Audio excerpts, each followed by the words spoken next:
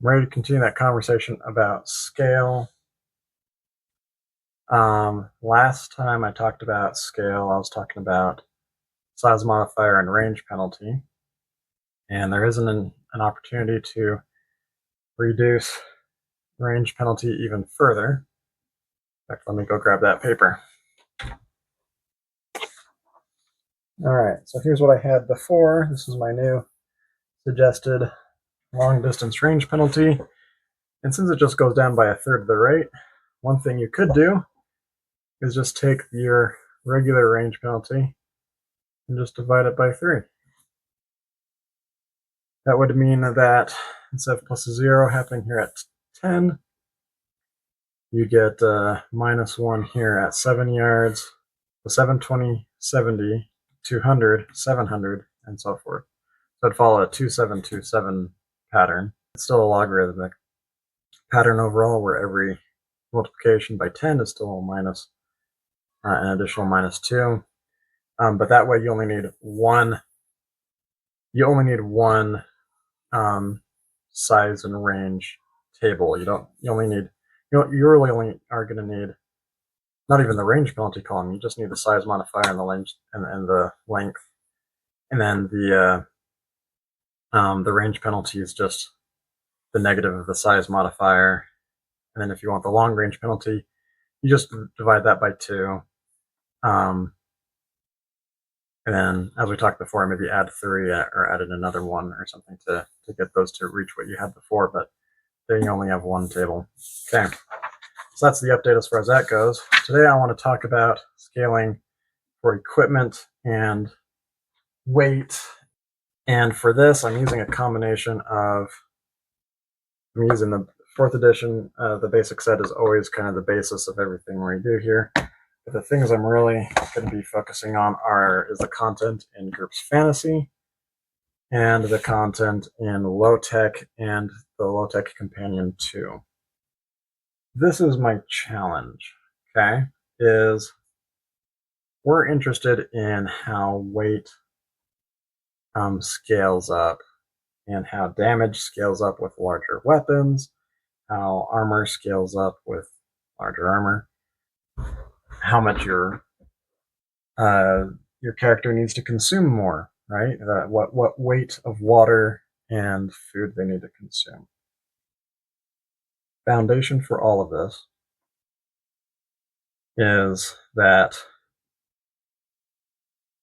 weight scales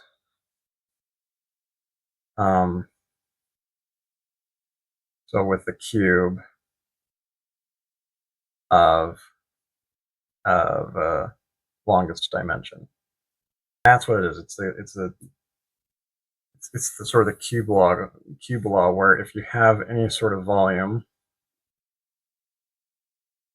okay, and you want to, so you have your width, your depth, and your height or your length.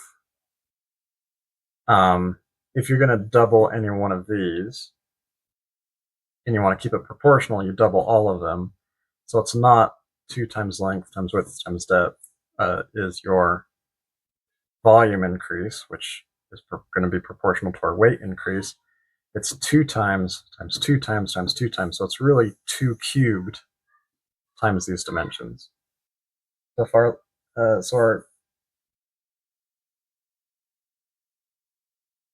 we have 1.5 times taller, right? That's size modifier plus 1. And that follows this 1.5, 2, 3, 5, 7, 10 rule that we talked about last time. So it's the exact same pattern. So the weight of something, just naively based on that, we said if you doubled it, it would be times 8. Well, here we're multiplying it by 1.5. So it's 1.5 times 1.5 times 1.5. GURPS says that your strength multiple in the fantasy book should be the cubed root of the weight multiple. That means if you increase length by 1, take the cube root of whatever your change is, that should be what the strength change is. But that's not quite what GURPS Fantasy does. Let's just start here. Times 8. That's easier. times 3 is 9, times 3 is 27, right? Times 5 is 25, times 5 is 125. We're going to skip 7 because I don't want to do that math in my head right now. 10 times 10 times 10 is times 1,000. And how does that line up? So in GURPS Fantasy, it doesn't say times 125 at this point, it says times 100. At this point, instead of saying times 27, it says times 32. Here, it says times 8. So I'm already seeing a disconnect between what the language suggests and what we're actually getting. If I pull out, low tech, and I take a look at the adjusting for size modifier on page 8 of low tech, we get different scales again. This is for clothing, life support, gear, other personal items. This is just generally a modifier for equipment. If we look at low tech, these numbers are different yet again. But here we're following a sort of 310, 310 pattern, right? So I still see the 310, 310 pattern. It's still a logarithmic pattern. I suppose it's trying to mirror this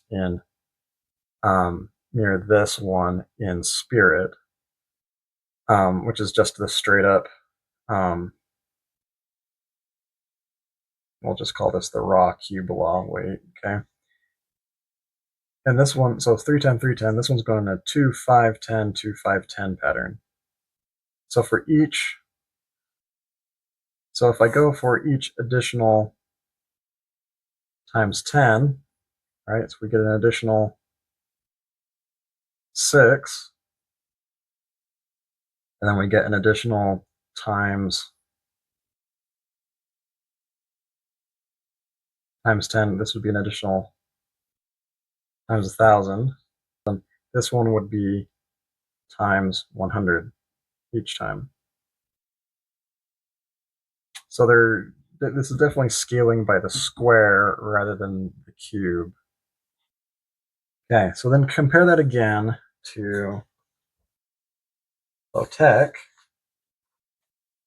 I'm not going to worry about weapon and damage scaling, but if I do low tech companion 2, these numbers are different yet again. And it says you can apply this to scaling armor as well as to scaling weapons. And for scaling armor, it importantly says that this does not increase the thickness of the armor, so the DR doesn't change, just the weight of that much armor to cover that much area. So this should follow the square law instead of the cube law. Because you don't need to multiply by depth, you're just multiplying the length and the weight to cover more area for that creature. So here we have times 2.25 times 6.25 times 12.25.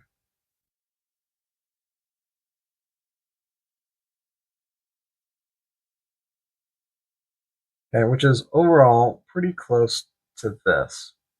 In fact, I suspect that this is an abstraction of this. This is probably more, well, let's just do that. So times 2, actually, so if this is, we look at raw square law, okay, this would be times 4 times 9 times 25 times 49, 1.5 times math, would be times 100. Okay, so it meets this at this point and at this point and this point, but everything in between is off. So I'm like, what what numbers is it comparing here? It does say that it compares to basic lift rather than to straight strength or to straight weight, which is fair. But at the same time, like, there's a much more straightforward way to compute this than this. The Low-Tech Companion 2 does look at what a typical user strength is, which made me wonder, what is a typical user strength for a given size or weight of an item? So I did the nerdiest thing I could think to do, and I went ahead and computed it. So this is just all of the items from the basic set. And I want to compare strength. So strength is here on the y-axis, and all these other numbers are on the on the x-axis. Strength is on the x-axis, and everything else is on the y-axis. So we're looking at pounds, weight in pounds, the damage modifier for weapons, and then the reach of the weapon. And overall, the reach of the weapon is more or less irrelevant. It does increase slightly, but it has a r squared of 0.32, so it doesn't have a lot of explanatory power behind it.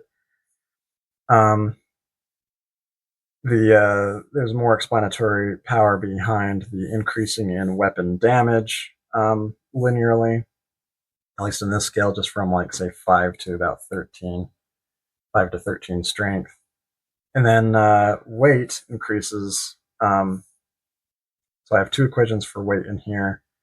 One is this one. This is the linear one, which has a r squared of 0.7. R squared you can sort of think of in terms of this has 70% explanatory power. This model has 70% ability to predict what that weight is going to be based on the strength. This one, this is a power fit to it, just using the Excel's power trend fit. And this one has a r squared of 0.8, so maybe about, you could broadly think about that in about 80% explanatory or predictive power here. And then you can see the exponent is x to the 2.7. That's basically, that's more or less a cubed power, so x to the 3, and then there's probably a second term in here that you might add in. Regardless, we have basically a cubed growth pattern in the weight, which we'd expect. All right, that's what we predicted. Yeah, but with weapons, how does this scale? And so I mapped it out, and I'm trying to figure this thing out. And I'm like, does it matter whether it's a one-handed weapon or a two-handed weapon, or if you just aggregate all the weapons together? What that looks like, and what happens when you just take the averages for each strength value, rather than looking at the full spreads. If I crunch these down to the averages, what does that do to our trends? And we see we get up to about 0.9, almost r squared here, if we include all of the weapons together. For single-handed weapons, 0.97, so 0.98 basically r squared is a very robust modifier. And here's a 2.2779 power on that, almost basically a square modifier, which I found was interesting. You can see like this fit isn't particularly good, even though the r squared is high. And these are also fairly short, and I didn't go through a very super robust calculation of these, but you can see that's, basically a power of 2 over here, whereas if you count everything together, the full spread, it's almost a power of 3. So there's some sort of combination of those effects going on, especially when you combine the two-handed weapons with the one-handed weapons. But just looking at the one-handed weapons, throwing out the handedness, or okay, I'm using 2 hands. The strength to use this weapon accounts for using 2 hands. If I throw that out and just look at the one-handed strength, it is very strongly like a little bit more than a square law pattern. So that makes me want to throw all of that out and really just use this square law. And I guess that kind of makes sense, because if you think about scaling up like a sword, you may not necessarily be increasing all of the sword's dimensions at once. Like it may become thicker to account for its, it needs more structural stability. It may be longer, but is it all that much wider, really? Or if it does become a little bit wider, is it really just, is the thickness increasing at the same ratio? So square law actually kind of makes sense for that, especially for armor. If you're not increasing the thickness of the armor, you're just increasing the area it covers, maybe we should just be sticking to the square law. And if we're going to abstract the square law, I like this 2, 5, 10 pattern quite a lot, because it simplifies that math in our heads. We don't need to like calculate out square law, we just take our size modifier and follow this 2, 5, 10 modifier. In fact, it has a lot of commonality with this, where we're going by a, we talked about switching to this 7, 2, 7 pattern. Or if we go back to what we did last time, the 10, 3, 10 pattern. And so part of me wonders if we can just use these same numbers for a long distance penalty for this multiplier.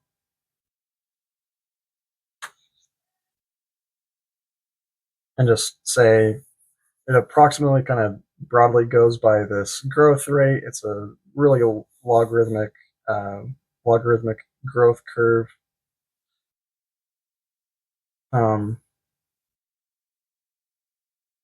At the power of 10, and that's what this is. So my proposal is to use this for creature weight and hit points, and to use this for gear. So this is the change in creature weight. This is change in gear weight. So now all of this kind of goes away, and now you're just left with these two columns here. So it's going to be based on square law.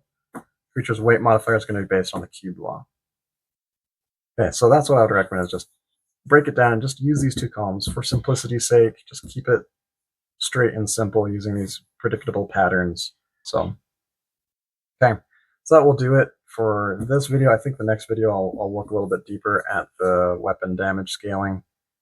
Anyway, but we're getting there. Looking for a simpler, more scalable system, where even though they've sort of explained what their methodology is, it's still not as straightforward, I think, as it comes across, or as I explained in the books. Whereas if you just take these simple scaling laws, it may not be super realistic, and that's okay. Even the books say what they came up with may not be super realistic, but what I'm coming up with is pretty darn close at these benchmarks. I mean, yeah, just simplify the darn thing. Just simplify the darn thing. And by simplifying it, you make it much more scalable and much more applicable to many more situations. So, which is good. We're going through this exercise because GURPS, being the generic universal role-playing system, has a lot of power for modularity, a lot of power for representing just about anything you want. But to do that, you've got to abstract a few things. And for it to be generic and universal, you need rules and systems and scaling laws that are also generic and universal, and especially easy for players to apply, since this is, after all, a game and not somebody's PhD thesis.